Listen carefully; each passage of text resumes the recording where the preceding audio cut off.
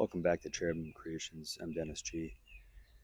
I want to discuss today the Eastern version of purgatory. And again, purgatory is a Latin word that means through fire. And we see that in 1 Corinthians that you are saved, but through fire. If you have debt that you must pay, right? Jesus says no one will be released until they pay the last penny. So this is something that Catholics and Orthodox have discussed for many centuries, but there is a way to reconcile them, and it's very important to know. If you read the Catechism of the Catholic Church, there's only one paragraph, and I'm sorry I don't know it off the top of my head, but I will put it in the description. There's only one paragraph on the teaching of purgatory. Everything else is private revelation. So what we can believe as Catholics is actually pretty similar to what Orthodox believe, which we can believe in an instant purification, almost like a microwaving, so to speak, for lack of a better analogy.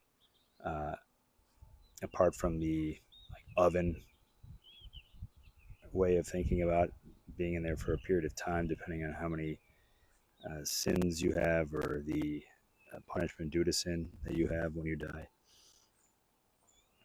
But ultimately, what we can come to the conclusion on, once again, is that since purgatory is not including the body, it's a spiritual reality, unlike heaven and hell, heaven and Gehenna, which will involve the body after the resurrection of the dead. This is more of a spiritual experience, so there wouldn't be literal fire.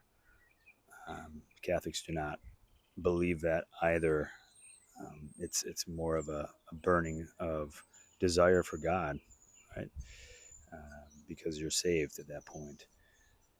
However, you do want to still pray for those who die, whether you're Catholic, Orthodox, or what other position you have on purgatory, because we see this in Maccabees. I believe it's Second Maccabees that talks about praying for the dead, but also St. Paul as well.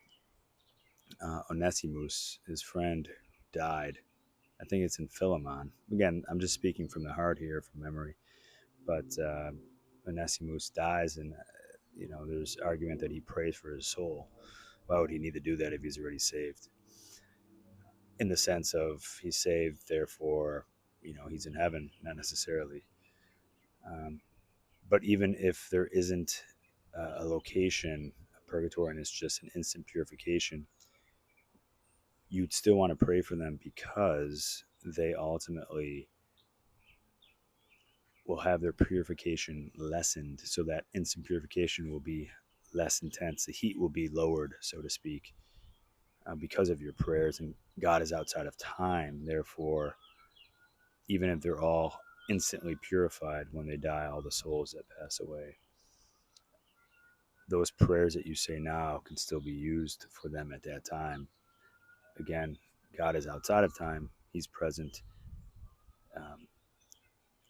in all periods of time, right, at once. So just please keep that in mind. Pray for those who died. Pray. Pray the Jesus prayer, pray the rosary, pray the St. Gertrude prayer that Jesus gave to her for the holy souls. And those souls will pray on your behalf. They'll intercede for you, for helping them. Again, if you take the Latin view, and time is involved, right? So some view of time, then ultimately you're helping them, come out of this place of suffering, though joy because they know they're saved, to paradise, to the beatific vision, using the Thomistic language.